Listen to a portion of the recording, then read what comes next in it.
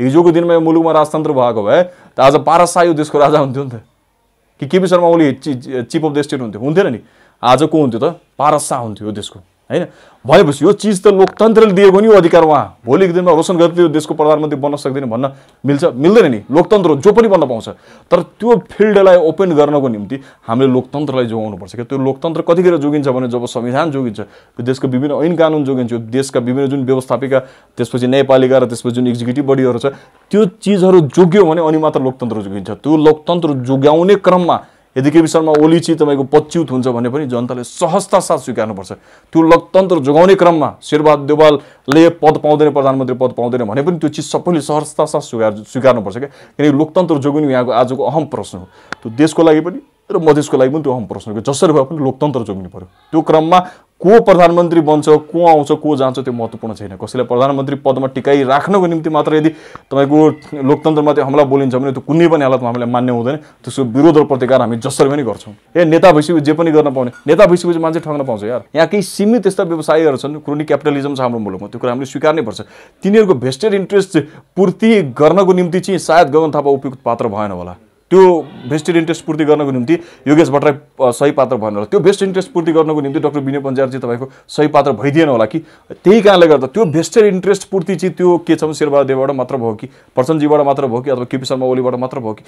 त्यो vested interest पूर्ति गर्नको निम्ति उनीहरूले जसरी पनि त्यो ठाउँमा तिनीहरूलाई नै पुर्याउँछन् क्या। अब त्यो चेनलाई हामीले ब्रेक गर्नु पर्यो क्या, त्यो लिङ्कलाई हामीले तोड्नु पर्यो। त्यो कतिखेर सम्भव छ भने एक दुईजनाले बोलेर सम्भव छैन। एक दुईजनाले बोल्दै गर्दाखेरि उसको राजनीतिक भविष्य नै समाप्त हुने खतरा रहन्छ क्या। त्यही भएर यो कतिखेर सम्भव छ भने विभिन्न पोलिटिकल पार्टीका सम्पूर्ण युवाहरू एकैचोटि राष्ट्र निर्माणको अभियानमा, यो देश जोगाउने अभियानमा चाहिँ एकैचोटि जुट्यो भने चाहिँ त्यो चिज सम्भव छ र त्यो चिज धेरै नै चाँडो हुनेवाला छ। वास्तविक रूपमा मधेसको जुन सङ्घर्ष छ, मधेसको जुन तपाईँ के छ भने जुन मुद्दाहरूको विषयमा जुन सवाल छ, जुन 250 वर्षको दमन शोषणको एउटा इतिहास छ, 70 वर्षको जुन तपाईँको राजनीतिक दल खोलेर मधेसले जुन हिसाबले सङ्घर्ष गरिरहेको अवस्था छ, त्यो कुनै पनि हालतमा यो सत्ताको समीकरणमा सहभागी भएर पूर्ति हुँदैन भन्ने कुरा चाहिँ गजेन्द्रनारायण सिंहले जवानामा भनिसकेको कुरा हो कि सत्ता समीकरणबाट मधेसको माग कुनै पनि पुरा हुन सक्दैन। सत्ताको खेलमा सहभागी हुने बित्तिकै मधेसको माग ओझेलमा पर्छ भन्ने कुरा प्रष्ट भइसकेको छ। बोलीमा मात्र मधेस जनताको हकितको विषयमा बोल्नुहुन्छ, बोलीमा मात्र तपाईँको मधेसीलाई हामी सम्पन्न बनाउँछौँ भन्ने खालको बोल्नुहुन्छ, होइन भने विगतको 40 वर्ष यिनीहरूको इतिहास हेर्नुहोस् गएर मधेसमा कुनै पनि कन्क्रिट रूपले मधेसी जनताको हकितमा हुने काम चाहिँ उहाँहरूबाट केही पनि भएको छैन। रेशम चौधरीले आफ्नो आत्मवृत्तान्तमा समेत उल्लेख गर्नु भएको छ कि उहाँले पटक पटक चाहिँ राजमतोलाई मेरो उपचार गराइदियो, म त मर्नै लागे भनेर चाहिँ तपाईँको समय माग्दा त जुन व्यक्तिले दिएन त्यसले चाहिँ गएर रेशम चौधरीजीको रिहाई गराउँछ त। उहाँले आफ्नो आत्मवृत्तान्तमा लेख्नु नि भएको छ कि वीर अस्पतालमा तपाईँको 3 बजेको समय दिएको राजेन्द्र महतो चाहिँ तपाईँको वीर अस्पतालमा रेशम चौधरीजीको उपचार गराउनको निम्ति त्यहाँ उपस्थित भएन। लास्टमा लाज मर्दो परिस्थिति भएपछि रेशम चौधरी फेरि तपाईँको जेल फर्किन बाध्य भएका थिए। भनेपछि त्यस्तो व्यक्ति जो चाहिँ रेशम चौधरी मरे पनि बाँचे पनि सरोकारै नभएको व्यक्तिले रेशम चौधरीलाई रिहाई गराउँछ। कहिले पनि मधेसको माग, मधेसको हकित पुरा होस् भन्नुभन्दा पनि आफू चाहिँ कसरी सत्तामा पुगु भन्ने मात्र हो, अरू यिनीहरूको केही पनि देखिँदैन। यो विश्वको मापचित्रमा नेपाल रहने कि नरहने त्यस्तो कुराको मूल्याङ्कन कहाँबाट शेरबहादुर देउवा र प्रचण्डजीले गर्न सक्नुहुन्छ? आजको दिनमा संविधानलाई पूर्ण रूपले कसरी रक्षा गरेको छ र पूर्ण रूपले यो मुलुकको भविष्यलाई चाहिँ जोगाउने काम गरिरहेको छ भने त्यो सम्मानित सर्वोच्च अदालत मात्र हो। यिनीहरूको नालायकपनले गर्दाखेरि आजको यो मितिमा जुन परिस्थिति यो देशमा उत्पन्न भएको छ, एउटा डेमोक्रेटिक नेसनमा चाहिँ एउटा गणतन्त्र भएको मुलुकमा जुन परिस्थिति आज उत्पन्न भएको छ त्यसमा पूर्ण रूपले यिनीहरू नै दोषी छन् क्या। कोही आइमाई एकछिनको लागि प्रेग्नेन्ट भयो अरे, प्रेग्नेन्ट हुँदै गर्दाखेरि उसको चाहिँ 8 महिना पुग्यो र त्यो बच्चा चाहिँ मृत्यु बच्चा चाहिँ जन्मियो अरे, होइन? एकछिनको लागि उदाहरण। अनि मृत्यु बच्चा जन्मियो भन्दैमा तपाईँको के छ भने अब उपरान्त कोही पनि आइमाई प्रेग्नेन्टै हुनु हुँदैन अथवा चाहिँ तपाईँको के छ भने यो जुन बच्चा जन्माउने प्रक्रिया छ त्यो गलतै छ, अब तपाईँको छुट्टै मेकानिजमको थ्रुबाट बच्चा जन्माउनुपर्छ भन्ने खालको यदि कसैले न्यारेटिभ सेट गर्न खोज्छ भने त्यो ठुलो अपराध हो, त्यो ठुलो महाअपराध हो। कहिलेकाहीँ दुर्घटना हुन्छ, नहुने होइन। त्यही कारणले गर्दा त लोकतन्त्रलाई यस्तो ब्युटिफुल मेकानिजम भनेको हो नि। म दुईवटा कुरामा प्रश्न के पार्न चाहन्छु भने जतिसुकै गलत प्रणाली भए तापनि, जतिसुकै थोरै कमी कमजोरी होला, तर गणतन्त्र भनेको बेस्ट फर्मेट हो, लोकतन्त्र भनेको बेस्ट फर्मेट हो एउटा कुनै पनि एक्सर्साइज गर्नको निम्ति।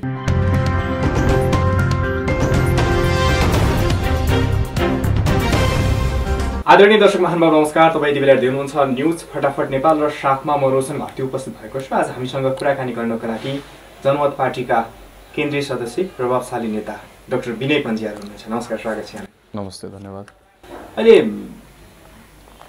तपाईँहरूको मधेसबाटै मधेसका थुप्रै मुद्दाहरूलाई पुरा गर्छौँ भनेर सरकारमा पुगेको महन्त ठाकुर राजेन्द्र महतो पक्षका नेताहरूको मन्त्रीमण्डल सर्वोच्चले बर्खास्त गरिदिएको छ। अब के मधेसको आन्दोलन पुरा हुन्छ कि हुँदैन त? अब होइन, त्यतिखेरै मैले त्यतिखेर तपाईँकै मिडियाबाट के भनेको थिएँ भने कि वास्तविक रूपमा मधेसको जुन सङ्घर्ष छ, मधेसको जुन तपाईँको के छ भने जुन मुद्दाहरूको विषयमा जुन सवाल छ, जुन 250 वर्षको दमन शोषणको एउटा इतिहास छ, 70 वर्षको जुन तपाईँको राजनीतिक दल खोलेरै मधेसले जुन हिसाबले सङ्घर्ष गरिरहेको अवस्था छ, त्यो कुनै पनि हालतमा यो सत्ताको समीकरणमा सहभागी भएर पूर्ति हुँदैन भन्ने कुरा चाहिँ गजेन्द्रनारायण सिंहले जमानामा भनिसकेको कुरा हो।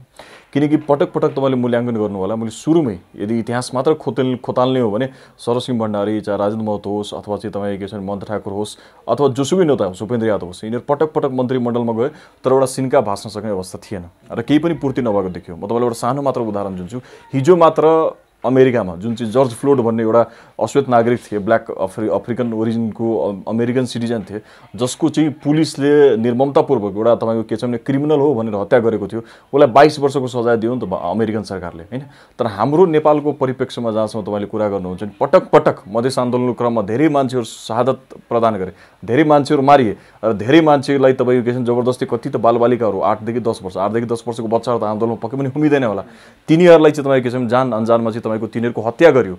तर यिनीहरू सरकारमा पटक पटक गइसके पश्चात गृहमन्त्री नै भन्नुहुन्छ भने तपाईँको मधेसबाटै प्रतिनिधित्व गरेर विजय कुमार गजदार, बिमले निधि लगायतको व्यक्ति चाहिँ गृहमन्त्री समेत भइसके पनि तपाईँको के छ भने एकजना तपाईँको कसैमाथि एक्सन लिन सक्ने अवस्था रहेन।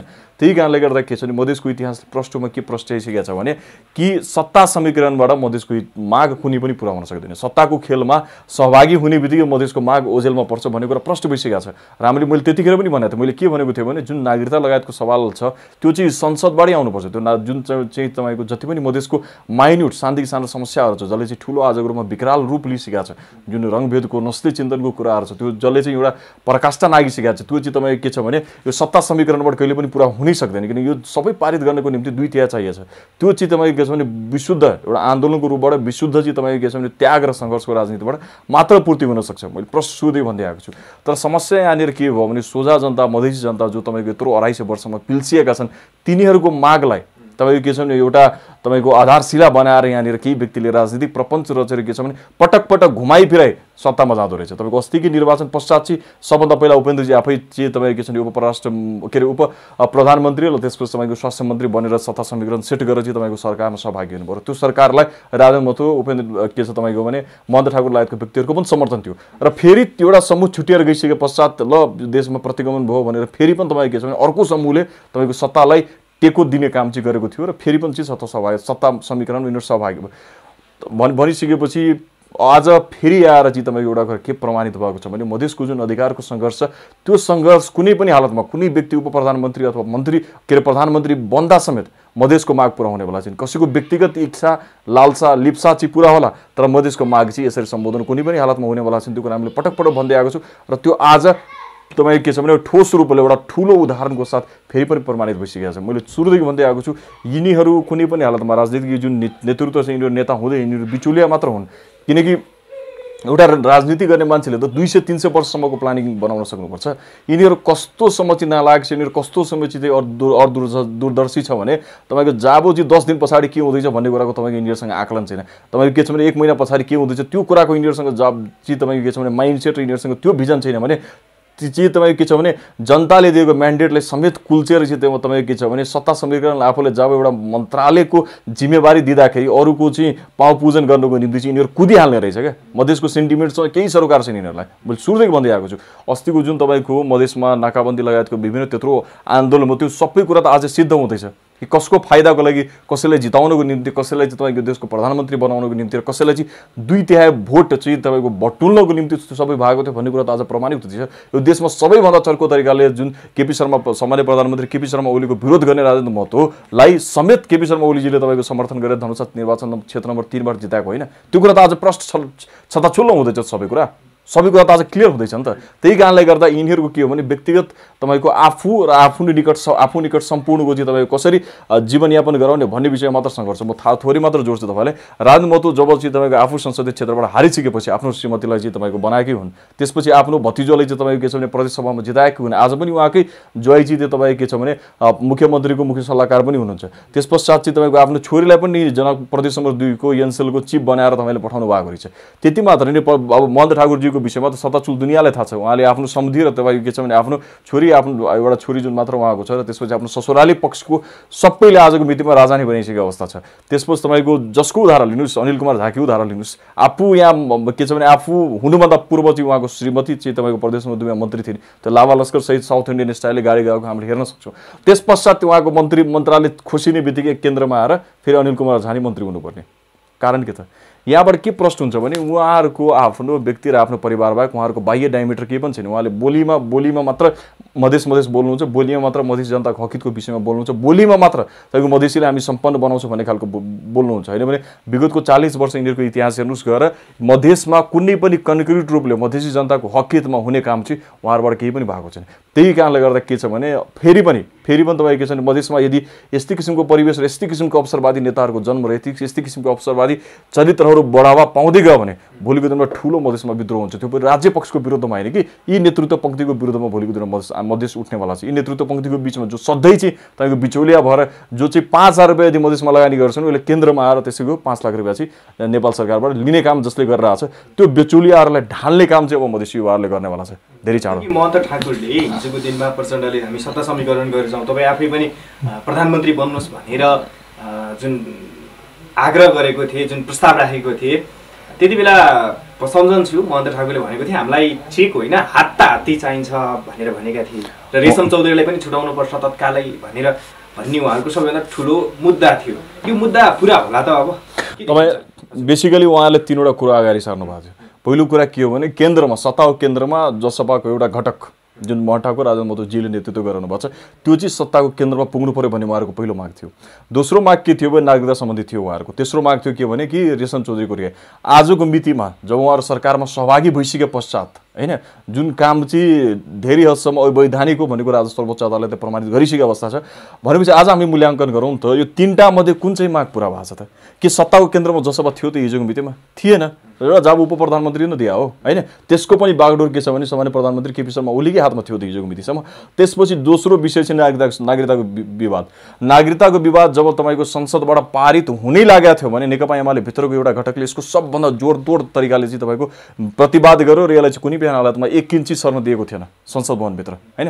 तेस्रो कुरा भनेको रेशम चौधरीको रिहाई। रेशम चौधरीको आज रिहाई भइसकेको छ छैन नि त? रेशम चौधरीले आफ्नो आत्मवृत्तान्तमा समेत उल्लेख गर्नु भएको छ कि उहाँले पटक पटक चाहिँ राज महतोलाई मेरो उपचार गराइदियो म त मर्नै लागेँ भनेर चाहिँ तपाईँको समय माग्दा त जुन व्यक्तिले दिएन त्यसले चाहिँ गएर रेशम चौधरीजीको रिहाई गराउँछ त? उहाँले आफ्नो आत्मवृत्तान्तमा लेख्नु नि भएको छ कि वीर अस्पतालमा तपाईँको 3 बजेको समय दिएको राजेन्द्र महतो चाहिँ तपाईँको वीर अस्पतालमा रेशम चौधरीजीको उपचार गराउनको निम्ति त्यहाँ उपस्थित भएन। लास्टमा लाज मर्दो परिस्थिति भएपछि रेशम चौधरी फेरि तपाईँको जेल फर्किन बाध्य भएका थिए। भनेपछि त्यस्तो व्यक्ति जो चाहिँ रेशम चौधरी मरे पनि बाँचे पनि सरोकारै नभएको व्यक्तिले रेशम चौधरीलाई रिहाई गराउँछ। मैले सुरुको इन्टरभ्यूदेखि बोल्दै आएको छु यही परिस्थिति रहिरहेको भने रेशम चौधरीको चाहिँ तपाईँको जेलभित्रै चाहिँ तपाईँको के छ भने यिनीहरूले प्रपञ्च रचेर यसरी नै तपाईँ गलाएर चाहिँ भोलिको दिनमा मृत्युवरण गर्ने स्थिति पुग्छ र पछि गएर चाहिँ तपाईँको त्यही निर्वाचन क्षेत्रभित्र राजेन्द्र महतो चाहिँ चुनाव लड्न सक्ने परिस्थितिको विषयमा खुलासा मैले पहिले पनि गरिसकेको छु। उहाँले कुनै पनि हालतमा यो रेशम चौधरी छुटोस् भन्ने चाहनु नै भएको छैन। उहाँले कुनै पनि हालतमा चाहिँ तपाईँको के छ भने रेशम चौधरी चाहिँ राजनीतिक उचाइ हासिल गरोस् भन्ने कुरा चाहनु नै भएको छैन। त्यो कुरामा तपाईँ प्रश्न हुनुहोस् न। तर यो तपाईँको के छ भने सम्पूर्ण नेपालभित्र बसेका सम्पूर्ण नागरिकले यो कुरा प्रष्टसाथ बुझ्न आवश्यक छ र सबभन्दा बढी चाहिँ थारूहरूले यो कुरा बुझ्न आवश्यक छ। किनकि थारूहरूलाई उचाल्ने काम पनि त त्यतिखेर गएर त्यहाँ चाहिँ तपाईँको अमरेश कुमार सिंह, उपेन्द्र यादव र राजेन्द्र महतोले गरेको होइन त्यो काण्ड। तपाईँ कैलालीमा गएर जनता उचाल्ने काम यिनीहरूले गरे हो नि त। पछि त्यही उक्साहटबाट आएर न त्यहाँ त्यत्रो ठुलो नरसंहार भयो र त्यत्रो ठुलो चाहिँ तपाईँको के छ भने समस्या उत्पन्न भएको। आक्रोश छैन मैले भन्न खोजेँ होइन, समस्या छैन मैले भन्न पनि खोजेको होइन, त्यहाँनिर मुद्दाको ग्राभिटी छैन मैले भन्न खोजेको होइन। समस्या छ त्यहाँ। आज पनि कमलरी प्रथा चाहिँ पूर्ण रूपले उन्मूलन हुन सकेको छ। आज पनि जुन थारूहरू त्यहाँको ओरिजिनल बासिन्दा हुन् तिनीहरू चाहिँ तपाईँको के छ भने रैथी सरह तपाईँको व्यवहार गरिएको छ। आज पनि तिनीहरूलाई दास सरह व्यवहार गरिएको छ। त्यो व्यक्तिहरू चाहिँ त्यो ठाउँमा अधिकार पाउनुहुन्न भन्ने मेरो विषय होइन।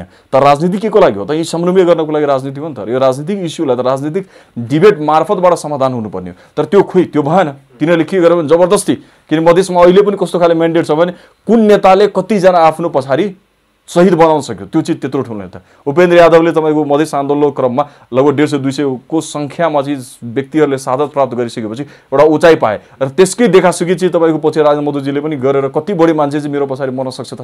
त्यो कुराको एक्सपेरिमेन्ट गर। त्यसको पछाडि हालाकि तपाईँको आज पनि हेर्न सक्नुहुन्छ 2000-3000 भन्दा बढीको सङ्ख्यामा आज पनि मधेसी युवाहरूलाई विभिन्न मुद्दामा मधेस आन्दोलन क्रममा फसाइएको छ, जसको चाहिँ तपाईँको भविष्य बर्बाद पारिएको, जसको परिवार चाहिँ तपाईँको विचलित भएको छ, जसको चाहिँ तपाईँको छोराछोरीको केही पनि भविष्य छैन, पूर्ण रूपले अधिकारमा पुगिसकेको अवस्था छ, तिनीहरूलाई विदेशी मुलुक खाडी चाहिँ पुर्याउन विवश बनाएका छन् यिनीहरूले। तिनीहरूको चाहिँ तपाईँको जीविकोपार्जन कसरी हुँदैछ, मधेसको अस्तित्व भोलिको दिनमा रहने नरहने त्यो विषयमा चाहिँ यिनीहरूको चिन्ता कहीँ पनि गएको देखिँदैन। बस फगत के हो भनेपछि आफू चाहिँ कसरी सत्तामा पुग्ने त, त्यसको लागि सक्यो भने हिजोको दिनमा सञ्जय साटकलालाई पनि शहीद बनाएकै हुन्। आज तपाईँको के छ भने यो रेशम चौधरीजीलाई पनि उहाँहरूले शहीद बनाएरै छोड्नुहुन्छ क्या। तपाईँले लेखेर राख्नु सँगै दिन तपाईँले न्युज पढ्न पाउनुहुन्छ त्यस्तो खाले। त्यही कारणले गर्दा यिनीहरूको मनसाय कहिले पनि मधेसको माग, मधेसको हकित पुरा होस् भन्नुभन्दा पनि आफू चाहिँ कसरी सत्तामा पुगु भन्ने मात्र हो, अरू यिनीहरूको केही पनि देखिँदैन। अहिले अर्को पक्ष उपेन्द्र यादव बाबुराम भट्टराई पक्षले चाहिँ शेरबहादुर देउवालाई प्रधानमन्त्री बनाउनुपर्छ भनेर रात दिन लागिरहेछ र सर्वोच्च अदालतले पनि देउवालाई प्रधानमन्त्रीमा तोक्नुपर्छ, यसरी नगर भनेर सिधै अदालतले नै प्रधानमन्त्रीको रूपमा शेरबहादुर देउवालाई तोकेर चाहिँ निर्णय सुनाउनुपर्छ भन्ने जुन कुरा आइरहेछ, यो कुरा चाहिँ कतिको ठिक लाग्छ? तपाईँ एउटा राजनीति गरिरहेको मान्छे, वास्तविक रूपमा भन्यो भने आजको मितिमा शेरबहादुर देउवा, प्रचण्ड, उपेन्द्र यादव, डाक्टर बाबुराम भट्टराई लगायतको व्यक्ति अथवा माधव नेपाल लगायतको व्यक्ति पूर्ण रूपले फेल भइसकेको अवस्था छ। हेर्नुहोस्, उहाँहरूले चाहिँ जबरजस्ती यो तपाईँको के छ भने यो जबरजस्ती चाहिँ तपाईँको भिडन्त गर्न खोजिरहनु भएको जस्तो म देख्दछु। कारण के छ भने हिजोको दिनमा यो जुन के अरे प्रधानमन्त्री केपी शर्मा ओलीको कार्यकाललाई हामीले एनालाइसिस गर्ने हो भने हामीले के चिज चाहिँ मूल्याङ्कन गर्न सक्छौँ भने कि जब डे वानबाट केपी शर्मा ओलीले जुन हिसाबले विभिन्न किसिमका राजनीतिक नियुक्तिहरू गरे, त्यो सबै नियुक्ति बिना प्रचण्डको, बिना माधव कुमार नेपालको र बिना चाहिँ तपाईँको के छ भने शेरबहादुर देउवाको सहमति बिना त कुनै पनि नियुक्ति भएको होइन। हिजोको दिनमा जब उहाँहरूको बाँडफाँड मिल्यो, जब उहाँहरूले चाहिँ आफ्नो नियुक्ति गरे बापत आफूले चाहिँ कमिसन कुम्ल्याउन पाए र आफूले चाहिँ त्यो पैसा उसुल्न पाए, त्यतिखेरसम्म केही समस्या भयो भने त्यतिखेर एउटा भिजनरी नेताले त कि कुन ठाउँको नियुक्ति कसरी हुँदैछ, भोलिको दिनमा पुरै स्टेट मेकानिजम नै हाइज्याक हुने हो कि हैन, त्यतातिर ध्यान यिनीहरूको जाब त्यति पनि पुगेन। जब सम्पूर्ण प्रमुख निकायको चाहिँ अख्तियार दुरुपयोग अनुसन्धान आयोगको होस् अथवा तपाईँको नेपाल पुलिस हो अथवा सशस्त्र प्रहरी होस् अथवा नेपाल आर्मीको विभिन्न ठाउँको नियुक्तिहरू हुँदै गर्दाखेरि सम्पूर्ण चिफ पोजिसनमा विभिन्न प्रदेशका प्रदेश प्रमुखहरू बनाइदिँदै गर्दाखेरि सम्पूर्ण यी पोस्टहरूमा चाहिँ केपी शर्मा ओलीले आफू निकट र आफूलाई जी हजुरी गर्ने खाले मात्र मान्छे नियुक्ति गर्ने बेलामा यिनीहरूको ध्यान कहाँ पुगेको थियो त? यिनीहरू त्यति कुरा पनि मूल्याङ्कन गर्न सक्थेन। अनि शेरबहादुर देउवाजी अथवा प्रचण्डजी होस् अथवा माधव कुमार नेपाल होस् अथवा बाबुराम भट्टराई लगायतको व्यक्तिहरूको होस्, यिनीहरू पनि सानसानो आफ्नो पिटी इन्ट्रेस्टमा बिकेकै हुन् नि। यिनीहरूलाई पनि एउटा के छ भने एउटा अस्ट्रेलियाको राजदूत उनीहरूको निकटको मान्छेलाई बनाइदिँदा उनीहरू पनि हिजोको दिनमा खुसी थिए। कसैको व्यक्तिलाई चाहिँ तपाईँको इजरायलको राजदूत बनाइदिँदाखेरि त्यसमै खुसी प्रसन्न भए होइन। तर आज केपी शर्मा ओलीले जब मुलुकै सम्पूर्ण हातमा सत्ता र तपाईँको सरकार मै हो भन्ने खालको जब प्रमाणित हुने अवस्था आइपुग्यो, यो अवस्था किन आयो त? त्यो कुरा मूल्याङ्कन हुनु जरुरी छ। राजनीतिक कर्मी एउटा पोलिटिकल पार्टीको चिफले जब यति पनि एनालाइसिस गर्न सक्दैन भने नेपालको भविष्य 200 वर्षपछि के हुने, यो विश्वको मापचित्रमा नेपाल रहने कि नरहने, त्यस्तो कुराको मूल्याङ्कन कहाँबाट शेरबहादुर देउवा र प्रचण्डजीले गर्न सक्नुहुन्छ? त्यही कारणले गर्दा उहाँहरू पूर्ण रूपले फ्लप भइसक्यो। आज त के मात्र कुरा छ भने केपी शर्मा ओलीले गरेको विभिन्न कदमहरू संविधान तहत हो कि होइन भन्ने मात्र महत्त्वपूर्ण कुरा छ।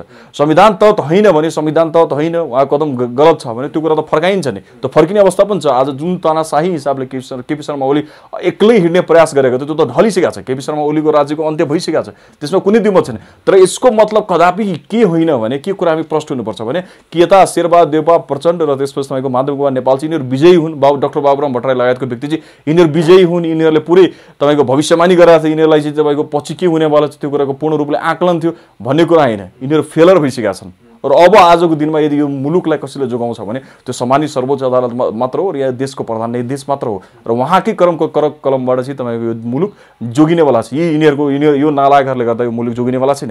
यिनीहरूले गर्दा मुलुक सकिसकेको छ। यिनीहरूले केही कारणले गर्दा आज केपी शर्मा ओली तानाशाही भयो।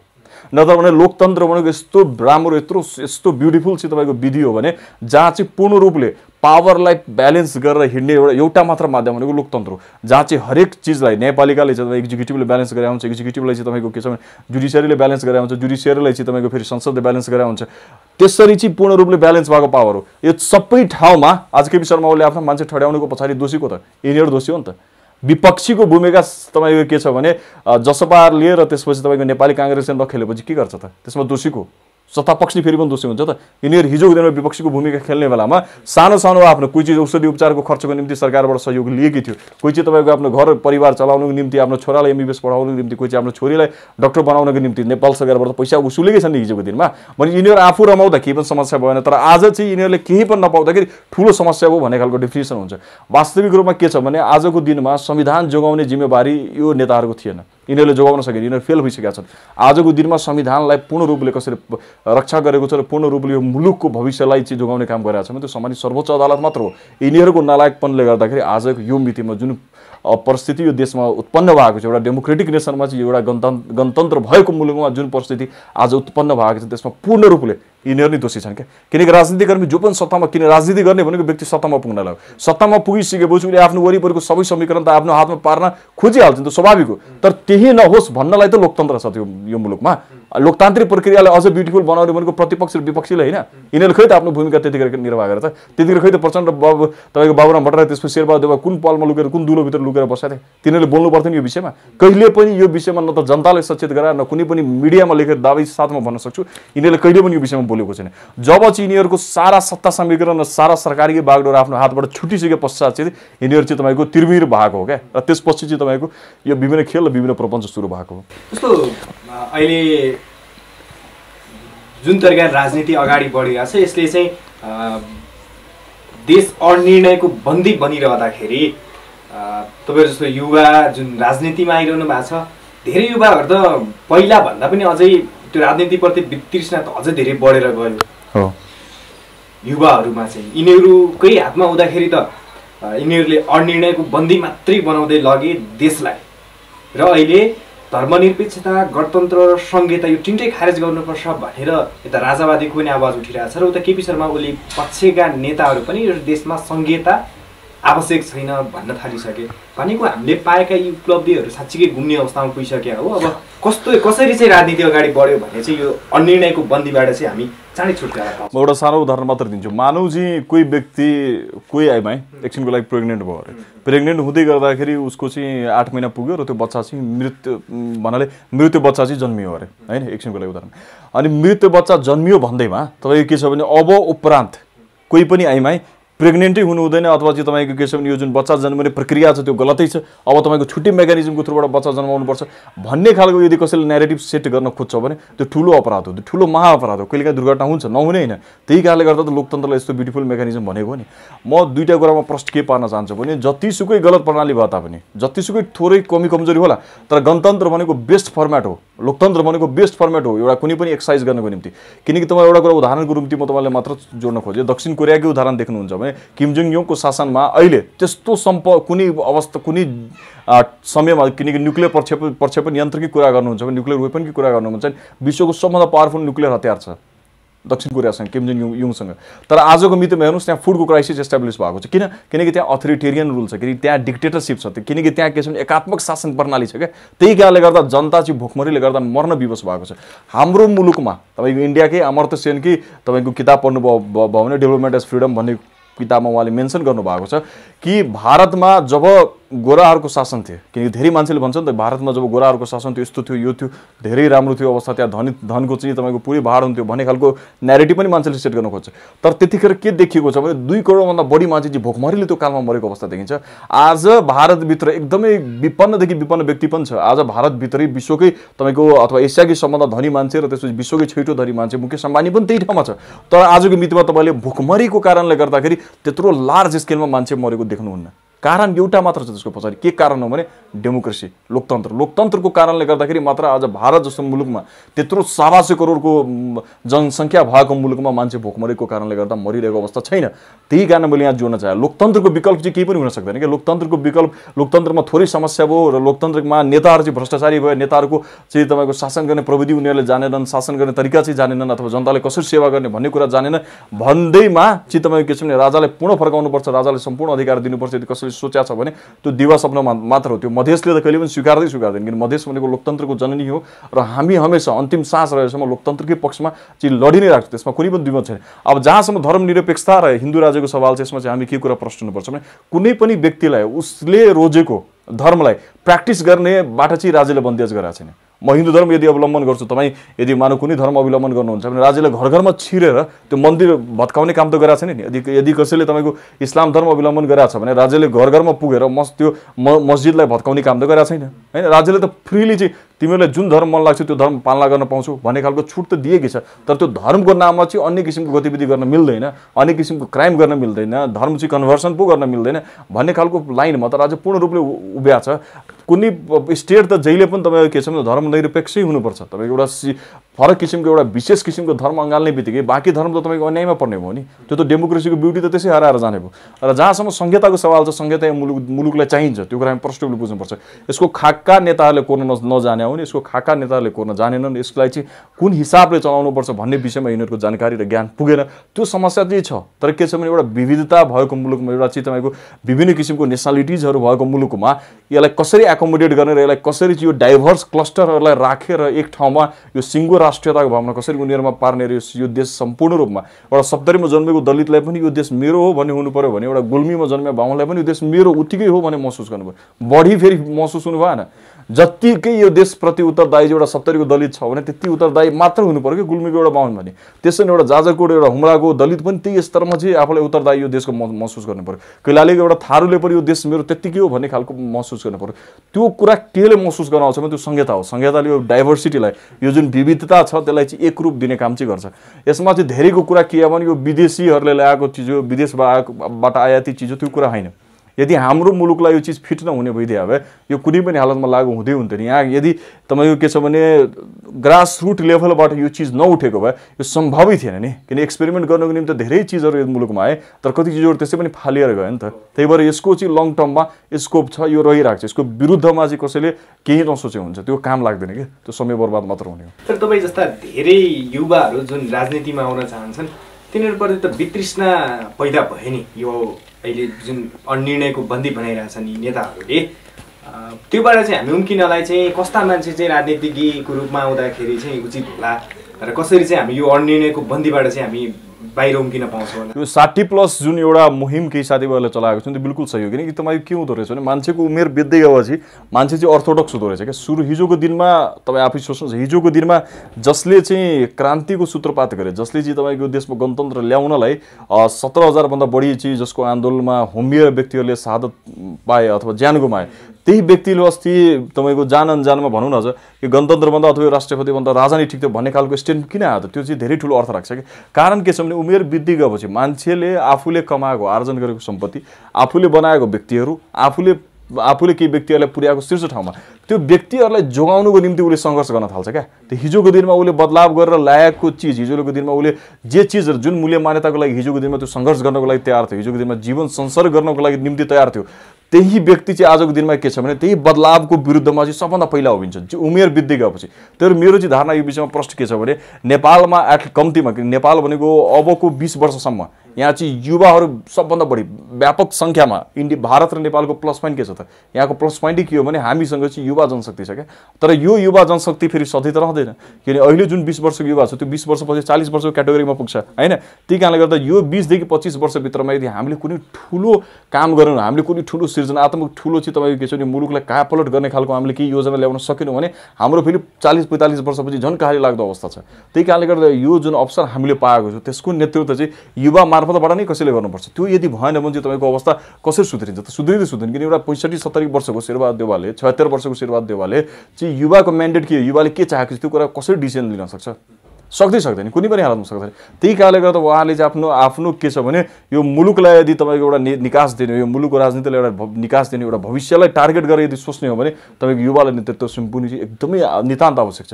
र यसको निम्ति पनि जनतामा चाहिँ धेरै कुरा डिपेन्ड गर्छ कि अब आउने निर्वाचनमा यदि जनताले सकभर सबै ठाउँबाट, पाहिमाल पहाड मध्ये सबै ठाउँबाट चाहिँ होइन यदि युवाहरूलाई सकभर बढीभन्दा बढी सङ्ख्यामा जिताएर पठायो भने स्वाभाविक रूपमा धेरै चिज हामी बदलेको देख्न पाउँछौँ। धेरै चिज तपाईँको के छ भने परिवर्तन भएको हुनसक्छ।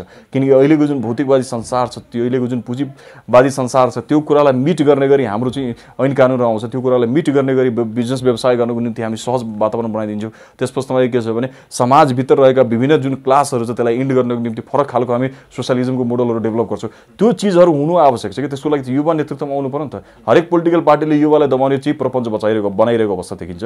यहाँ जुन मैले अस्ति नै भनेको थिएँ, यहाँ त पूर्ण रूपले के छ भने क्रोनिक क्यापिटलिजम र क्रिप्टोक्रेसी हाबी छ। भनेको 10 जना उद्योगपतिको इन्ट्रेस्टलाई पूर्ति गर्ने चाहिँ 1 जना व्यक्ति हुन्छ।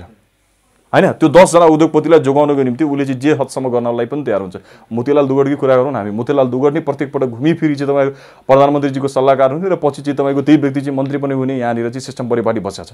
त्यही भएर के छ भने क्रोनी क्यापिटलिजमलाई पृष्ठपोषण गर्नको निम्ति जुन 5-7 जना नेता लागि परेका छन् र त्यो क्रोनी क्यापिटलिस्टहरूले यही 5-7 जनालाई चाहिँ यति होल्डिङ्सको कुरा गर्ने हो भने घुमाइ फिराइ चिनियालाई नि प्रधानमन्त्री जुन बनाउने षड्यन्त्र भइरहेको छ यो मुलुकमा, त्यो तोडिनु आवश्यक छ क्या। त्यो तोडिएन भने हिजोको दिनमा जुन किसिमको अवस्था थियो त्योभन्दा बत्तर अवस्था आउनेवाला दिनमा आउनेवाला छ। जस्तो राजनीतिमा युवा पनि नैतिक रूपमा पतन भए भन्ने जुन आरोप लाग्छ, अहिले हामीले विश्वास गरेका गोवर्धन थापा लगायतका नेताहरू, योगेश भट्टराई लगायतका नेताहरू, महेश बस्नेत लगायतका नेताहरू, यिनीहरू सीमित एउटा नेतृत्वलाई चाहिँ पूजा गरेर उनीहरूको पछि मात्रै कुदे भन्ने जुन आरोप छन्, यो बाटो चाहिँ कसरी उठ्न सकेला? यसमा चाहिँ गाह्रो कहाँनिर छ भने मैले भने त यसमा चाहिँ विभिन्न पोलिटिकल पार्टीहरूले के काम गरेको छ भने यहाँ चाहिँ यस्तो गाह्रो बनाइदिएको छ, एकदमै गाह्रो बनाइदिएको छ। म पनि आफै पनि एउटा पोलिटिकल पार्टीको तपाईँको केन्द्र सदस्य हो। मैले महसुस गरेको चिज तपाईँलाई भन्दैछु, हामीले खुलस्त रूपले यदि आफ्नो विचार नै राख्न पाएन भने कहाँबाट हुन्छ त? आजको दिनमा चाहे त्यो गगन दाइको कुरा होस् अथवा चाहिँ तपाईँको जुन योगेश दाइको कुरा होस्, उहाँहरूको पनि अवस्था त्यही नै छ होला जस्तो लाग्छ मलाई। उहाँहरूले पनि यो मुलुक समृद्ध होस्, यो मुलुकमा बदलाव आओस् भनेरै प्रयास होमिनु भएको छ। उहाँहरू पनि लोकतन्त्र चाहिँ जीवित रहनुपर्छ भन्ने नै प्रयास गर्नुभएको छ। तर समस्या के भइदिँदो रहेछ भने आफू एक्लै चाहिँ तपाईँको बदलावको पछाडि लाग्दै गर्दाखेरि यहाँ पार्टी नेतृत्वबाट नै एक्लाउने प्रयास गरिँदो रहेछ क्या। पार्टी नेतृत्वबाट नै चरित्र हत्या गर्ने प्रयास गरिँदो रहेछ। पार्टी नेतृत्वबाट नै तपाईँको के छ भने तपाईँको राजनीतिक भविष्य सखाप गरिने प्रयास गरिँदो रहेछ क्या। त्यही कारणले गर्दा के छ भने यो चाहिँ ठुलो स्केलमा जुन बदलावको हामीले परिकल्पना गरेका छौँ, जुन बदलावको बारेमा हामीले सोचेका छौँ, त्यसले पूर्णता पाउन सक्दैन। यो कतिखेर सम्भव छ भने 1-2 जना युवाले कुनै एउटा विशेष पोलिटिकल पार्टीबाट हुम चलाएर मात्र हुँदैन। यो एकैचोटि, र त्यो दिन चाहिँ धेरै चाँडो आउँदैछ कि एकैचोटि चाहिँ सबै पोलिटिकल पार्टीका युवाहरू एकैचोटि जुन दिन चाहिँ जोसिन्छन्, एकैचोटि चाहिँ जुन दिन चाहिँ तपाईँको के छ भने जुर्मणाउँछन्, एकैचोटि चाहिँ जुन दिन चाहिँ यो देशको बदलावको निम्ति चाहिँ तपाईँको पुरा काँध र कम्मर कसेर जुन दिन चाहिँ तात्तिएर लाग्छ, त्यो दिन चाहिँ फेरि बदलाव सम्भव छ। किनकि एकजना मात्र, मैले मानव आफ्नो पोलिटिकल पार्टीभित्र मात्रै आवाज उठाउँदाखेरि भोलिको दिनमा म भिक्टिमाइज हुन्छु। किनकि तपाईँको पार्टी नेतृत्वको मात्र कुरा रहेन कि यहाँ कुरा के भइदिनु, मैले अघि नै जोडेँ नि त, यहाँ केही सीमित यस्ता व्यवसायीहरू छन्, क्रोनी क्यापिटलिजम छ हाम्रो मुलुकमा, त्यो कुरा हामीले स्वीकार्नै पर्छ। तिनीहरूको भेस्टेड इन्ट्रेस्ट पूर्ति गर्नको निम्ति चाहिँ सायद गगन थापा उपयुक्त पात्र भएन होला। त्यो भेस्टेड इन्ट्रेस्ट पूर्ति गर्नको निम्ति योगेश भट्टराई सही पात्र भएन होला। त्यो भेस्टेड इन्ट्रेस्ट पूर्ति गर्नको निम्ति डाक्टर विनय बन्जार चाहिँ तपाईँको सही पात्र भइदिएन होला कि। त्यही कारणले गर्दा त्यो भेस्टेड इन्ट्रेस्ट पूर्ति चाहिँ त्यो के छ भने शेरबहादुर देवबाट मात्र भयो कि, प्रचण्डजीबाट मात्र भयो कि, अथवा केपी शर्मा ओलीबाट मात्र भयो कि, त्यो भेस्टेड इन्ट्रेस्ट पूर्ति गर्नको निम्ति उनीहरूले जसरी पनि त्यो ठाउँमा तिनीहरूलाई नै पुर्याउँछन् क्या। अब त्यो चेनलाई हामीले ब्रेक गर्नु पऱ्यो क्या, त्यो लिङ्कलाई हामीले तोड्नु पऱ्यो। त्यो कतिखेर सम्भव छ भने 1-2 जनाले बोलेर सम्भव छ। 1-2 जनाले बोल्दै गर्दाखेरि उसको राजनीतिक भविष्य नै समाप्त हुने खतरा रहन्छ क्या। त्यही भएर यो कतिखेर सम्भव छ भने विभिन्न पोलिटिकल पार्टीका सम्पूर्ण युवाहरू एकैचोटि राष्ट्र निर्माणको अभियानमा, यो देश जोगाउने अभियानमा चाहिँ एकैचोटि जुट्यो भने चाहिँ त्यो चिज सम्भव छ। र त्यो चाहिँ धेरै नै चाँडो हुनेवाला छ। किनकि अबको 4-5 वर्षभित्रमा तपाईँले एउटा नयाँ खालको, एउटा विशेष खालको चाहिँ तपाईँको परिवर्तन देख्न पाउनुहुन्छ।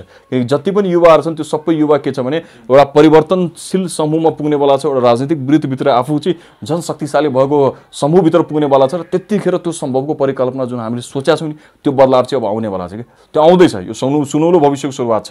किनकि हिजोको मितिमा जुन व्यक्तिहरू नेपालमा यो देशलाई त हिटलरै चाहिन्छ, यो व्यक्तिलाई त, यो देशलाई त तानाशाही नै चाहिन्छ, त्यो व्यक्तिहरूले आज महसुस गरिसके नि एउटा तानाशाही जन्मिँदैमा, एउटा अथोरिटेरियन डिक्टेटर जन्मिँदैमा चाहिँ कस्तो कहाली लाग्दो अवस्था हुन्छ देशको भन्ने कुरा त आज महसुस गरिसके। अब जनता यो चिज देखेर पनि थाकिसकेका छन्। अब जनता सबैको माग के छ भने वास्तविक रूपमा लोकतन्त्र नै चाहिन्छ। लोकतन्त्रकै सही हिसाबले यदि राजनीति र सही हिसाबले तपाईँको शासन गर्ने व्यक्ति भयो भने मात्र यो मुलुकले निकास पाउँछ र देशले विकासको गति समात्न सक्छ भन्ने खालको कुरा चाहिँ आज न्यारेटिभ सेट भइसकेको अवस्था छ। भनेको अब हामीले चाँडै नै अब आउने जुन चुनाव भइरहेछ, त्यो चुनावबाट हामीले केही परिवर्तनहरू देख्न पाउँछौँ होला? अनि विशुद्ध रूपमा धेरै नै परिवर्तन देख्न पाउँछु। कारण के छ भने जुन हिसाबले प्रत्येक क्षेत्रबाट, प्रत्येक ठाउँबाट, हिमाल पहाड तराई मधेस हरेक ठाउँबाट चाहिँ तपाईँको जसरी युवा नेतृत्व जोसिएर तपाईँको के छ भने विभिन्न खालका अन्याय, विभिन्न खालका विभेदहरूलाई सम्पूर्ण हिसाबले समाधान गर्नको निम्ति र सम्पूर्ण हिसाबलाई जोड्दै लानको निम्ति चाहिँ जसरी युवा नेतृत्वहरू जुर्मुराइरहेका छन्, त्यसले चाहिँ एउटा सकारात्मक सन्देश चाहिँ दिएको छ। कस्ता खालका युवाहरू तपाईँले कल्पना गरिरहनु भएको छ? कस्ता खालका युवाहरू चाहिँ यो देशमा अब चाहिँ मेरो बुझाइमा चाहिँ के छ भने अबको नेतृत्व चाहिँ तपाईँ के छ भने समग्र रूपले चिल्लो कुरा गरेर तपाईँको एनजिओहरूले जुन किसिमको कार्यक्रमहरू गर्छन् त्यस्तो खालको कुराहरू गरेर समस्या समाधान हुँदैन। हामीले के छ भने विगतको जुन इतिहास छ, त्यसलाई पनि हामीले बिर्सिनु हुँदैन। जस्तै मानौँ एउटा 250 वर्षको जुन दमन शोषण मधेसको छ अथवा लगायतको पहाडकै रुकुम रोल्पाको छ, त्यहाँ त दमन शोषणको इतिहास छ नि त। त्यहाँ पनि जुन यो जातीय विभेदको र तपाईँको हिन्दू धर्मले अवलम्बन गर्दै गरेको सिद्धान्तको विरुद्धमा उभिने व्यक्तिहरूले आजकै दिनमा दलित भनेर जुन हेपिएका छन्, त्यो इतिहास पनि हामीले बिर्सिनु हुँदैन कि त्यो इतिहास बिर्सेर तपाईँको भविष्यको मात्र कल्पना गरियो भने त्यो भविष्य फेरि कहाली लाग्दो हुन्छ। किन फेरि पनि भविष्यमा यही जुन दमन शोषण त त्यसकै सस्टेन हुने गरी हामीले यदि ऐन कानुन ल्यायो भने भोलिको दिनमा झन् भविष्य बढी जटिलतातर्फ चाहिँ तपाईँको के छ भने पुग्नेवाला छ। त्यही भएर अबको युवाहरू कस्तो हुनुपर्छ, जसले चाहिँ तपाईँको के छ भने समग्र रूपमा यो जुन हाम्रो विगतको इतिहास छ, यो नेपाल सिर्जना हुँदै गर्दाखेरिको इतिहास छ, यो तपाईँको के छ भने नेपाल बनाउने क्रममा चाहिँ कसको योगदान छ त, नेपाल बन्ने क्रममा चाहिँ कसरी विभिन्न जात जातिहरू, विभिन्न समूहहरू, विभिन्न वर्णहरू, विभिन्न भाषाभाषीहरू कसरी जोडिएर यो मुलुक बनाएको छ, त्यसको पूर्ण रूपले ज्ञान हुनुपर्छ। सतही कुरा गरेर मात्र यो समस्या समाधान हुँदैन, किनकि एउटा मुलुकलाई भविष्यमा डोर्याउँदै गर्दाखेरि यसको ज्ञान हुनु नितान्त आवश्यक छ। चिल्लो कुरा गरे अब केही छैन, शान्त र सुखी नेपाली र त्यसपछि समृद्ध नेपाल भन्ने खालको नाराले यो मुलुक चाहिँ बन्नेवाला छैन क्या। किनकि यसमा त हिजोको दिनमा जुन कोरिएका रेखाहरू छन् त्यो त हिजोको दिनमा जुन एउटा दमन शोषणको जुन इतिहास छ त्यो एकदमै कहाली लाग्दो छ। त्यसलाई एड्रेस नगरिकन, त्यो समस्यालाई समाधान नगरिकन एउटा सुनौलो भविष्यको परिकल्पना गर्न सकिँदैन। त्यही भएर हिमाल पहाड मधेसबाट जो युवाहरू चाहिँ राजनीति गर्न ललायी छन् उनीहरूलाई म पूर्ण रूपले यदि के छ भने भविष्यलाई केन्द्रमा राखेर यदि राजनीति गर्ने हो भने विगत पनि बिर्सिनु भएन। किन विगतलाई जबसम्म चाहिँ तपाईँको के छ भने विगतको समस्याहरूलाई जबसम्म समाधान गरिएन भने वर्तमान कुनै हिसाबले सुखद हुँदैन। जुन व्यक्तिको वर्तमानै राम्रो छैन उसको भविष्य कसरी सुखद हुन्छ त, त्यो चान्सै छैन कि। त्यही कारणले गर्दा के छ भने होलसम्ममा सम्पूर्ण रूपले तपाईँ के छ भने जसले चाहिँ यो मुलुकको परिप्रेक्ष्य बुझाएको छ, यो परिपाटी बुझाएको छ, सिस्टम बुझाएको छ, जसले यसको राजनीतिक वृत्त बुझाएको छ, जसले यो देशको भूगोल बुझाएको छ, जसले चाहिँ तपाईँको इतिहासको रूपमा पूर्ण रूपले ज्ञान राख्दछ, त्यो व्यक्तिले मात्र यो देशले निकास दिन सक्छ। त्यो कुरा प्रश्न हुन्छ। किन यो बिचमै हामीले धेरै अभियन्ताहरू हेऱ्यौँ जसले चाहिँ आफूलाई सोसियल एक्टिभिस्टको रूपमा नाम दिए, तर तपाईँको उहाँहरूको बोलीबाट फेरि पनि हिजोको दिनको जुन एउटा चाहिँ दमन शोषण, हिजोको दिनको चाहिँ राज्यको जुन नस्ले चरित्र छ त्यसको जुन दुर्गन्ध आयो नि हैन, त्यसले चाहिँ झन् कि यिनीहरू नै हो भोलिको नेता भन्ने खालको पनि म्यान्डेटको। तर उहाँहरू भोलिको नेता होइन। मैले अस्तिको मिडिया मार्फतबाट भने उहाँहरू सामाजिक कार्यकर्ता हो। समाजमा चाहिँ तपाईँको के छन् विभिन्न व्यक्तिहरूले एउटा कोही व्यक्ति समस्यामा परेको छन् उसलाई त सहयोग गर्न पाइहाल्छ, सामान्य कुरो। तर राजनीति गर्ने व्यक्तिले यो मुलुकलाई एउटा दिशानिर्देश गर्ने हो क्या। राजनीति गर्ने व्यक्तिले भोलिको दिनमा देश कस्तो बन्ने भन्ने खालको दिशानिर्देश गर्ने र त्यो विशुद्ध रूपमा चाहिँ त्यो जुनसुकै ठाउँबाट आओस्। अब चाप्लुसी गर्ने व्यक्तिहरू, अब चाप्लुसी गर्ने युवाहरूको काम छैन। अब चाहिँ तपाईँको जो युवाहरू चाहिँ तपाईँको अरूको पछाडि 24 घण्टा पाउ पूजन गर्दै शीर्ष नेतृत्वको पछाडि घुम्छ तिनीहरूको पनि काम छैन। किन शीर्ष नेतृत्वले त देश डुबाइसक्यो। अब मुलुकमा के नै बाँकी राखेर यिनीहरूले भोलिको दिनमा नेपाली रहने नरहने भन्ने खालको प्रश्न उठिसकेको छ यहाँनिर। भनिसकेपछि अब तिनीहरूको पनि पाउ पूजन गर्न थाल्यो भने त कहाँ पुग्छ र देश, कहीँ पनि पुग्दैन नि। त्यही कारणले गर्दा अब चाहिँ एकदम पूर्ण रूपले शिक्षित युवा जो चाहिँ इतिहास भूगोल हरेक चिजको ज्ञान राख्छ, दर्शनको ज्ञान राख्छ र भोलिको दिनमा देश कस्तो बन्ने खालको ज्ञान राख्छ, त्यसले मात्रै मुलुकलाई निकास दिन सक्छ। कोही नाम भन्न सक्नुहुन्छ त्यस्ता युवाहरू कोही छन्? होइन, युवाहरू त्यस्ता विशेष खालको युवाहरू भन्दा पनि त्यस्तो खालको युवाहरू आफै अगाडि आउँछ क्या। त भोलिको दिनमा तपाईँको जब निर्वाचन हुँदै गर्दाखेरि त्यो निर्वाचनमा ती समूहहरूले जितेरै आउँछन्। भनेको यी जुन हामीले फन्डमा देखिरहेछौँ यी नेताहरूको तस्बिर खिच्न हामीले पर्दैन, चाँडैबाट पर्दैन। अब चाहिँ तपाईँको धेरै पर्दैन, त्यो आवश्यक पनि छैन। किन कारण के छ भने यसले चाहिँ यिनीहरूले समग्र रूपमा समस्याको समाधान दिन सकेन। तिनीहरूले त्यही कारणले गर्दा यिनीहरूले भोलिको दिनमा बढारिनेवाला छ क्या। यो त्यसै नै सफाइ हुन्छ। जस्तो कमल थापाले यो जुन चलिरहँदाखेरि कमल थापा लगायतका धेरै राजवादीहरूले यही बेलामा धक्का दिने हो, यो बेलामा धक्का दियो भने चाहिँ हामी राज संस्था पुनर्स्थापना गर्न चाहिँ सफल हुन्छौँ भनेर उहाँले अभिव्यक्ति दिनुभयो। त्यो धक्का विरुद्ध तपाईँहरू लड्न तयार हुनुहुन्छ? आम नेपाली नागरिकको अहिले मन त परिवर्तन भइसकेको छ नि, कि पुरानै ठिक थियो कि होइन? मैले सुरुमै भने त एउटा तपाईँको सुत्केरी महिलाले मृत बच्चाको यदि जन्म दियो भन्दैमा यो सुत्केरीको सम्पूर्ण प्रक्रिया नै गलत छ। महिलाहरू त अब प्रेग्नेन्ट नै हुनु हुँदैन, महिलाहरूले चाहिँ डेलिभरी नै गराउनुहुन्न भन्ने खालको अभिव्यक्ति दियो। त्यो ख्याल ठाटा मात्र होइन र, पक्कै पनि हो। त्यही कारणले गर्दा जुन जनताले चाहिँ तपाईँको के छ भने त्यत्रो सहयोगको सङ्ख्यामा शहादत दिएर ल्याएको गणतन्त्र ल्याएको यो तपाईँको लोकतान्त्रिक परिपाटीको विरुद्धमा उहाँहरू जुन हिसाबले उभिनु भएको छ त्यो त कदापि कुनै हालतमा दिवा स्वप्न मात्र हो। त्यो त परिकल्पना नै नगरे हुन्छ, त्यो सम्भवै छैन कि मुलुकमा। तपाईँको एउटा कुरा के बुझ्नुहोस् भने त्यो कुनै पनि हालतमा सम्भव। आजसम्म म तपाईँलाई एउटा कुरा कमल थापाजीको विषयमा भन्छु। कमल थापाजीले आजको मितिसम्म जनताको हकित र जनतालाई फाइदा हुने गरी कुन चाहिँ निर्णय गर्नुभएको छ? अथवा उहाँको पोलिटिकल पार्टीको एजेन्डामा गाई बचाऊ भन्ने उहाँहरूको अभियान छ, अथवा हिन्दू रक्षाका लागि तपाईँको के छ तपाईँको भने सहयोग गर्नको निम्ति तपाईँको हिन्दू धर्मलाई नि तपाईँको एकदम तपाईँको विश्वव्यापी रूपमा इन्टरनेसनल मान्यता दिलाउने निम्ति के चाहिँ गतिविधि गर्नुभएको छ? केही पनि गरेको देख्दैन। जुन मुलुकमा जनताले दुई छाक टार्न पाएको छैन त्यहाँ गाईको विषयमा बोलेर के हुन्छ? गाई मारिनुहुन्न, गाई मात्र किन कुनै पनि जीवजन्तु मारिनुहुन्न भन्ने पक्षमा छौँ त हामी, हो कि भन। राजनीति कसको लागि हुने हो? राजनीति जनताको लागि हो नि त। भनेपछि जनता केन्द्रमा हुनुपर्ने हो कि होइन? जनता भुखमरीले मर्दैछ कि, जनतालाई चाहिँ तपाईँको बलात्कृत गरिँदैछ कि, जनतालाई भोलिको दिनमा मर्डर गरिँदैछ कि, जनतालाई दमन शोषण गरिँदैछ कि, विदेशी मुलुकले हाम्रो चेलीबेटीलाई उठाएर लिएर जाँदैछ कि, विदेशी मुलुकले हाम्रो युवाहरू सबैले लिएर गएर खाडी मुलुकमा खन्याउँदैछ कि, त्यो हो नि त राजनीतिक वृत्तिको केन्द्रबिन्दु भएर त्यो विषयमा चर्चा हुनुपर्ने हो नि। कि यहाँनिर चाहिँ भैँसी मारिनुहुन्न अरे, यहाँनिर चाहिँ फलानालाई यो बनाउनु हुन्न अरे, या लालीगुराँस कानमा बेडेर हिँड्नु, त्यो चिजको के अर्थ छ त आजको मुलुकमा? केही पनि अर्थ छैन। तिनीहरू त नेसनल एउटा राष्ट्रियको प्रतीक नै हो। मानव त्यो जुन हाम्रो राष्ट्रिय झन्डा छ, त्यो राष्ट्रिय झन्डाले राष्ट्रियको प्रतीक बनाएको हिसाबले नि त्यसको महत्त्व छ। भोलिको दिनमा मुलुकै नरहने हो भने त त्यस्तो ती र त्यस्ता झन्डाको के महत्त्व भयो त? केही पनि भएन। त्यही कारणले गर्दा केन्द्रमा के छ भने जब त्यो समग्र रूपमा जनता समष्टिगत रूपमा जनता बाँचेन अरू बाँकी चिज हुन्छ। जनताको विषयमा एउटा पनि एजेन्डा केही पनि नराख्ने अरे, जहिले पनि तपाईँको के छ भने यस्तो भेग खालको समस्या उहाँहरूले सुनाउनुहुन्छ। उहाँहरूले कुन अभियान चलाउनु भएको छ गाई बचाउनको निम्ति? कतिवटा ठाउँमा गएर तपाईँको भुखा र नङ्गा हिसाबले हिँडिरहेका गाईहरूलाई तपाईँको गएर दाना पानी दिनुभएको छ। कति ठाउँमा चाहिँ त्यो तपाईँको स्ट्रे रूपले छाडा रूपले छोडेका गाईहरूलाई लगेर गौशालामा राख्नु भएको छ। केही पनि होइन। तर सहज के भयो भने जनताको पक्षमा बोल्दाखेरि जनतालाई भोलिको दिनमा ती मागहरू पुरा भएन भने जनतालाई त विरुद्धमा बोल्छ। तर त्यो सोझा साझा गाईले के बोल्छ? केही पनि बोल्दैन। त्यस्तो जाबो एजेन्डा लिएर पनि 10वटा सिट अस्तिको निर्वाचनमा उहाँले जित्नु भएको देखिन्छ। त्यही कारणले गर्दा के छ भने यो चिज सबै बकमफुसको कुरा मात्र हो। यो तपाईँको हावा कुराहरू हो होइन। यो कुराहरूले मुलुकलाई कहीँ पनि निकास दिँदैन क्या। समग्र रूपमा यो मुलुकको जुन जीडीपीको ग्रोथ रेट छ, यो मुलुकको जुन पर क्यापिटा इन्डेक्स आजको मितिमा पनि $2,000-3,000 भन्दा माथि उठ्न सकेका छैन। जुन हाम्रो परिकल्पना $60-70 हजार को छ होइन। यो मुलुकमा जुन आजको मिलेमा पनि 36% भन्दा बढी जनता, आजको मिलमा एक्ज्याक्ट भन्यो 27% भन्दा बढी जनता गरिबी रेखा मुनि छ, जसलाई चाहिँ एक छाक टार्नको निम्ति पनि तपाईँको के छ भने जद्दोजहद गर्नु परेको छ होइन। आजको दिनकै कुरा गर्नु भने चाहिँ आजको मितिमा 36 देखि 44% भन्दा जनता भन्दा बढी जनताको घरमा सफा शुद्ध खानेपानीसम्म पुग्न सकेको छैन। आजको मितिमै कुरा गर्नु भन्छ भने 44 देखि 52% भन्दा बढी जनताले शिक्षा पूर्ण रूपले हासिल गर्न सकेको छैन। प्राइमरी स्कुलको ड्रप रेट त्यत्रो हाई छ। एसएलसीसम्म पास पढ्न चाहिँ तपाईँको उनीहरू सर्वसुलभ वातावरण पाएको छैन। बेरोजगारीको इन्डेक्स त्यतिकै छ। त्यो मुलुकमा जहाँनिर यो विषयहरूमा छलफल हुनु पर्थ्यो, यो विषयहरूलाई कसरी समाधान गर्ने विषयमा छलफल हुनु पर्थ्यो। सधैँ हामी के छौँ भने राजनीतिक घिचातानीमै फँसेका छौँ। त्यही कारणले गर्दा यतातिर यो पक्षमा अब जसले बोल्छ त्यसैले आउने निर्वाचन विजय हासिल गर्नेवाला छ। अब चाहिँ तपाईँ के छ भने कुनै पनि हिसाबले राष्ट्रियताको नारा दिएर, गाईको नारा दिएर, हिन्दू धर्मको नारा दिएर, अरू नारा दिएर चुनाव जितिँदैन। तिनीहरू पनि जोगिनुपर्छ।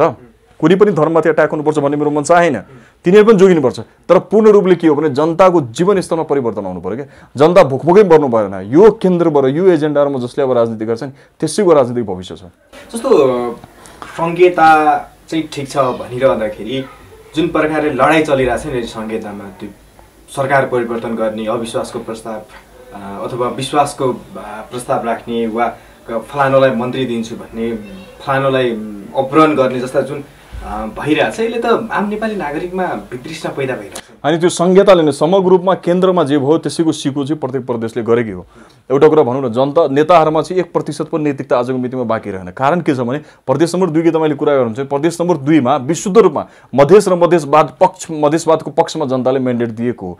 त्यो जसको अनुरूप चाहिँ जनता समाजवादी पार्टीका दुईटै घटक मिलेर आजको दिनमा प्रदेश 2 मा सरकार बनाइरहेका थिए। ठिकै त्यो उहाँहरूसँग म्यान्डेट थियो, जनताले चाहिँ +2ले उहाँहरूलाई बहुमत पनि दिएको थियो।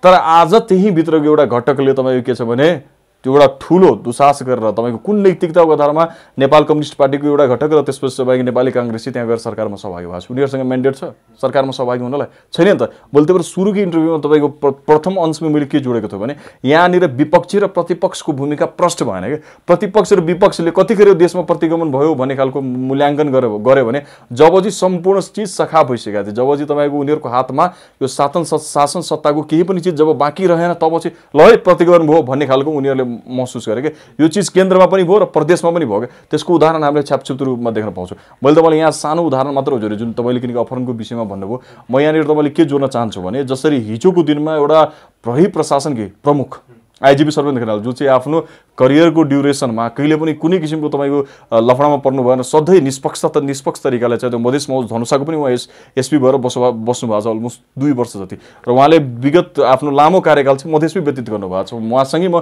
12 पर्सा पनि गएको थिएँ। उहाँको व्यापक रहेछ होइन। उहाँ भनिसकेपछि तपाईँको जनता त त्यसै खुसी के त्यस्तो भारी सङ्ख्यामा चाहिँ त्यहाँनिर आउँदो रहेछ।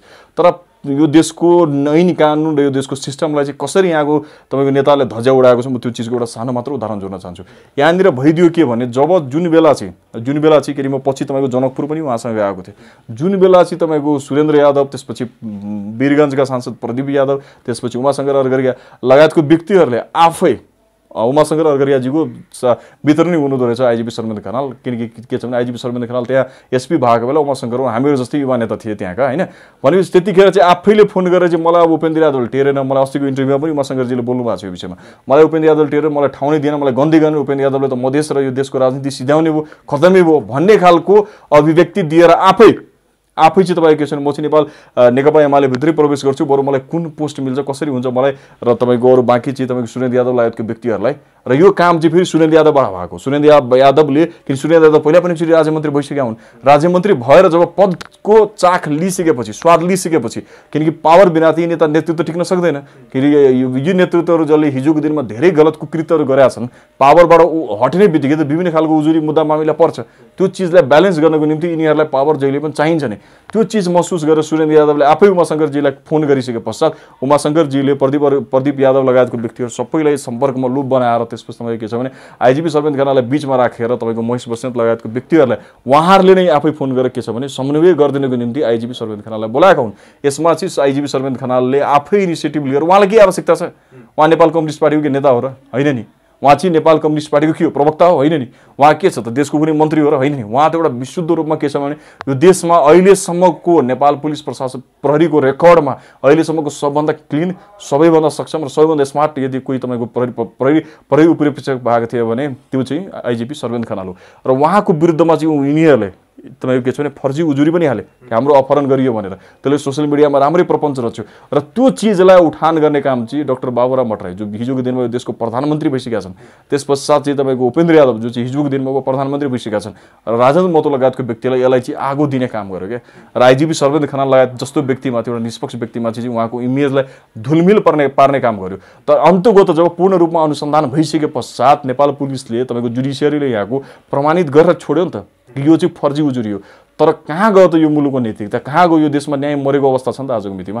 यो देशमा न्याय नै पाउँदैन। आइजिपीले जब न्याय पाउँदैन भने हामी सोझा साझा अरू अन्य जनताले कसरी न्याय पाउँछ? जुन उजुरीलाई जब ऐनमी प्रष्टुपले के प्रावधान छ भने झुटो उजुरी दिने मान्छेमाथि कारबाही चलाउनु, एक्सन लिनु भन्ने खालको प्रावधान छ। जब झुटो उजुरी दिने ती सुरेन्द्र यादव, त्यसपछि डाक्टर बाबुराम भट्टराई, उपेन्द्र यादवहरूमाथि किन एक्सन भएन? एक्सन हुनुपर्ने। यदि वास्तवमा यो मुलुकमा विधिको शासन बाँकी छ, यो मुलुकमा यदि न्याय कानुन बाँकी छ भने एउटा आइजिपीले तपाईँको यो देशमा यदि न्याय पाउँदैन भने बाँकी व्यक्तिले कहाँबाट न्याय पाउँछ? हामी मधेस जनताले कहाँबाट न्याय पाउँछौँ? सम्भवै भएन नि। त्यही कारणले गर्दा के छ भने यो जुन फेक उजुरीको जुन घटनाहरू छ, यो जुन फेक उजुरी गलत किसिमको के छ भने आफू गर्ने बेलामा सबै चिज ठिक र सामान्य कुरा सानो कुरा नमिल्दाखेरि अरू व्यक्तिको क्यारेक्टर डिमोरलाइज गर्ने बित्तिकै तपाईँ के छ भने ठुलो किसिमको जुन प्रपञ्च रचने गरी चाहिँ फेक उजुरीहरू जुन दिँदैछ मुलुकमा त्यो त रोक्नु पऱ्यो नि कुनै पनि हिसाबले। त्यही कारणले गर्दा यसले चाहिँ के छ भने एउटा विशुद्ध बिल्कुल चाहिँ तपाईँ एउटा गलत नेरेटिभ जुन हाम्रो समाजभित्र छ, नेता भइसकेपछि जे पनि गर्न पाउने, नेता भइसकेपछि मान्छे ठग्न पाउँछ यार। तर निकै ठुलो आवाजमा उहाँको विरुद्धमा बोले नि उनीहरू, सर्वेन्द्र खनालले यसरी अपहरण गर्यो भन्ने कुरा त निकै ठुलो। मैले त सिसिटिभी फुटेज पनि हेरेको छु। म तपाईँलाई यहाँ प्रष्टुपले भनिदिन्छु, किनकि म चाहिँ तपाईँको मेरो घरमा पनि उहाँहरू जानु भएको छ एकचोटि, होइन। म तपाईँलाई प्रष्टुपले भन्छु त्यहाँ कुनै किसिमको त्यस्तो अपहरण केही पनि भएन। आफ्नो व्यक्तिगत आज त्यो कुरा प्रमाणित भयो नि त। तपाईँको सुरेन्द्र यादवले मन्त्रालय पाएको भए आज उहाँ पनि यो तपाईँ के छ भने यो जसलाई चाहिँ हिजोसम्म राजेन्द्र महतोले प्रतिगमन भयो मुलुकमा भनेर आवाज दिइरहनु भएको थियो, उहाँकै पक्षमा उहाँसँगै लागेर आज केपी शर्मा ओलीकी मन्त्रीमण्डलमा सामेल भयो भएन उमाशङ्कर अर्घरिया? सामेल भएन नि त। सामेल भएको नि त। आज मन्त्रीमण्डलमा सामेल भयो नि त। प्रदीप यादव, सुरेन्द्र यादवले पनि प्रयास गर्यो, उहाँहरूको समीकरण नमिलेको हुनाले उहाँ मन्त्रीमण्डलमा सामेल हुनु भएन। किन विगतको जुन घटनाक्रम छ त्यसले प्रस्ट्याउँछ कि वास्तवमा कसले अपहरण गरे हो र को चाहिँ लोभी थियो। आफ्नो लोभ पूरा गर्नको निम्ति जब केन्द्रमा काठमाडौँमा आइसके पश्चात जब उपेन्द्र यादवले तिमीहरू यदि फरक पार्टीमा गयो भने म एक्सन लिन्छु, तिमीहरूलाई चाहिँ पदविहीन बनाइदिन्छु भन्ने खालको थ्रेट दिइसकेपछि डराएर त्यस्तो किसिमको स्टेटमेन्ट दिएको, मिडिया गाली गरेर रोएको हुन्। आज कहाँ छ त नैतिकताको बेसिसमा पनि राजीनामा दिनुपर्ने। एउटा डक्टर जस्तो मान्छेले त्यस्तो झुटो कुरा गर्न मिल्छ? एउटा चाहिँ तपाईँको सर्वोत्तम निकायमा एउटा चाहिँ तपाईँको के छ भने नेपाल पुलिसको चिफ भइसकेका व्यक्तिमा चाहिँ त्यस्तो ठुलो आरोप लगाउन मिल्छ? अनि त्यो व्यक्ति चाहिँ आज गएर कहाँ लुकेर बसेको छ? आज दुई शब्द चाहिँ डिफेन्समा उहाँको विषयमा बोल्न सक्दैन त्यस्तो व्यक्तिले। आज नेपाल प्रहरी र नेपाल प्रशासन चाहिँ कहाँ मरेको अवस्था छ? आफ्नो सर्वोत्तम निकायको आइजिपीलाई त न्याय दिलाउन सक्नु भएको छैन उहाँहरूले। तपाईँ हामीलाई कहाँबाट न्याय दिलाउँछ यो मुलुकमा? त्यही कारणले गर्दा के छ भने एउटा जुन फेक नेरेटिभ सेट भएको छ कि नेताले जे पनि गर्न मिल्ने, नेताले जे गर्दा पनि ठिक भन्ने खालको जुन यो म्यान्डेट छ त्यो म्यान्डेटलाई हामीले तोड्नुपर्छ। किनकि यदि आइजिपी जस्तो व्यक्तिमाथि चाहिँ यिनीहरूले गलत किसिमको उजुरी, झुटा उजुरी दिएर उनीहरूलाई फसाउने प्रयास गरिन्छ भने तपाईँ हामी को हो र? भोलिको दिनमा विनय बन्जारमा मात्रै 100 वटा त्यस्तो फेक उजुरी पर्छ अनि त्यो उजुरीमाथि विश्वास गर्ने? विनय बन्जार फटाचोर मान्छे भनेर यदि कसैले तपाईँको उजुरी हालिदियो भने त्यो उजुरीमाथि विश्वास गर्ने त होइन नि त? यो कुरा त आज प्रश्न भइसकेको छ। भनेपछि त्यस्ता व्यक्तिहरूलाई किन नेपाल सरकारले कानुनको कारबाहीमा, कानुनको कटघेरामा उभ्याएर तिनीहरूलाई किन कठालो समातेर जेलभित्र थुन्न सकेन? सक्नु पर्थ्यो नि त वास्तविक रूपमा। त्यो नसक्दै गर्दाखेरि एउटा जुन राष्ट्रिय सेवा कर्मचारीहरूको तपाईँको कन्फिडेन्सको लेभल कहाँनिर पुग्छ? जसले चाहिँ आजीवन तपाईँको अमेरिका पुगिसकेको सर्वेन्द्र खनाल फेरि फर्केर नेपाललाई सेवा गर्छु भनेर आएको होइन, नेपाल फर्केको होइन। त्यो फर्किसकेका व्यक्तिलाई चाहिँ तपाईँको जब एउटा आइजिपीबाट रिटायर हुँदै गर्दाखेरि त्यस्तो किसिमको लज्जित बनाउने वातावरण बनाउने व्यक्तिहरूलाई नेपाल सरकारले किन चाहिँ तपाईँको कटघेरामा उभ्याउन सकेन? यो मुलुकले, यो देशको शासन प्रशासनले, यो देशको तपाईँको विधिले, यो देशको तपाईँको ऐन कानुनले तिनीहरूलाई कठालो समातेर किन जेलभित्र थुन्न सकेन? त्यही सक्नु पर्थ्यो नि त। गलत उजुरी दिने व्यक्तिलाई त त्यो जेलभित्र कठालो समातेर थुन्न सक्नु पर्थ्यो। अनि पो लोकतन्त्रको तपाईँको ब्युटी तपाईँको सही मायनेमा, सही अर्थमा अगाडि आउँथ्यो। भारतमा तपाईँ धेरै उदाहरण हेर्नुहोस्। लालु यादव जस्तो शक्तिशाली नेता एउटा सानो चारा घोटालामा चाहिँ तपाईँको आज अहिलेसम्म आजीवन कारावास व्यतीत गरेको अवस्था छ। हाम्रो मुलुकमा त्यो चिजहरू किन हुन सकेन?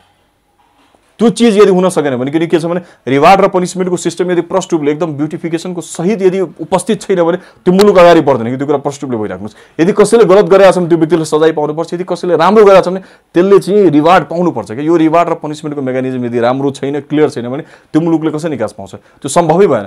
मैले के जोड्न खोजेँ भने हिजोको दिनमा जब आफ्नो अनुकूल हिँडिराख्दाखेरि, हिजोको दिनमा जब उपेन्द्र यादवजी आफू स्वास्थ्य मन्त्री भइराख्दाखेरि, हिजोको दिनमा डाक्टर बाबुराम भट्टराई सहितको व्यक्तिले राज्यबाट, सत्ताबाट कुनै किसिमको तपाईँको सहयोग प्राप्त गरिराख्दाखेरि सबै चिज सही। र आज चाहिँ थोरै उनीहरूलाई सत्ताको केन्द्रबाट र शक्तिको केन्द्रबाट लत्याएर बाहिर धकेल्दै गर्दाखेरि प्रतिगमन भयो भनेर भन्ने। उहाँहरू चाहिँ आउँदैमा यो मुलुकले के कायापलट गर्नेवाला छ र? शेरबहादुर देउवा अब प्रधानमन्त्री हुँदैमा के मुलुक कहाँ, के अमेरिका इङ्ल्यान्ड बन्नेवाला छ र? केही पनि भन्दैन। किन हिजोको दिनमा जो व्यक्ति टेस्टेड भएर फेल भइसकेको छ, आजको दिनमा पनि उनीहरूले के परिवर्तन ल्याउन सक्छ?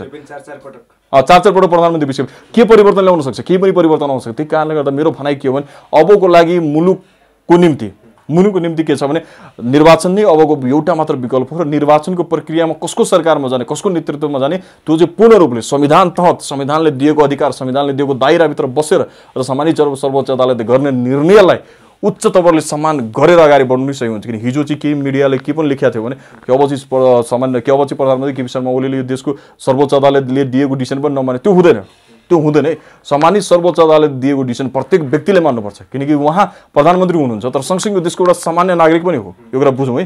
एउटा झापाको एउटा गरिब परिवारको जो चाहिँ एक छाक टार्न पनि हिजोको दिनमा चाहिँ धोधो थियो, त्यो परिवारको व्यक्ति गएर प्रधानमन्त्री बनाएको छ नि। के कारणले गर्दा बनाएको छ? लोकतन्त्र छ अनि नै बनाएको छ। हिजोको दिनमा यो मुलुकमा राजतन्त्र भएको भए त आज पारस शाह यो देशको राजा हुन्थ्यो नि त, कि KP Sharma Oli chief of the state हुन्थेन नि? आज को हुन्थ्यो त? पारस शाह हुन्थ्यो यो देशको, होइन?